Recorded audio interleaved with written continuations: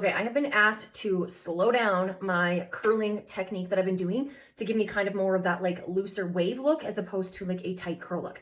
So I have freshly washed hair. I did just go in with my Rudy tool, and now I'm going to show you how to get those kind of more looser beachy waves. The first thing I have to do is section the hair because I can't do it when it's all kind of a disaster. So working in sections is definitely going to help you have a little bit more control on the area that you are working in. So I just like to take kind of like a 1x1 section type thing.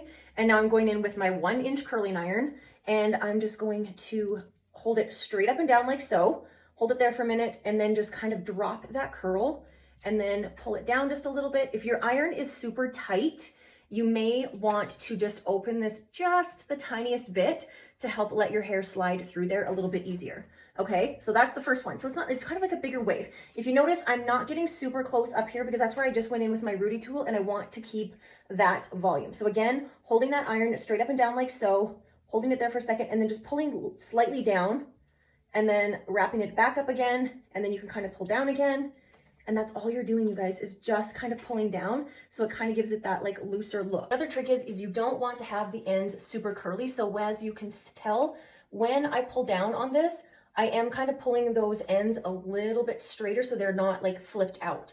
Also, another thing, if you want to practice this technique, try doing it with your iron off for the first little while, just so you can kind of get the movement and the hang of it. And then as you get more confident, you will definitely get faster. And these front pieces, I definitely don't keep the iron on there for very long. When it comes to this top section, I do kind of like give myself a little bit of a part just for the curling part. If you tend to kind of like swoop your hair over to one side or the other, then I would definitely decide which way you want to curl the hair. Again, curling it away from the face. Now, if a curl gets to be where it's like you feel like it's too curly, don't be afraid to, after you've like pulled the iron off, pull it down just a little bit, and it will help loosen that curl. Recap, we are going to put that iron on, pull down, pull out, and then down, okay? Don't overcomplicate it, you guys, just quickly.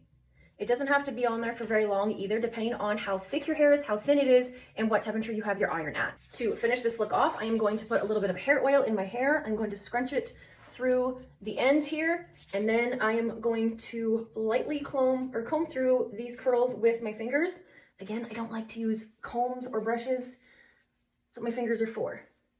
And you guys, there we have kind of like the messy waves. From here, this is where you can finish with hairspray or a texture spray, depending on your liking and your hair type. If you want more information on the products that I use in my hair, my hair is a medium thickness, medium coarseness, comment hair guide, and I will send you the link to everything that I have.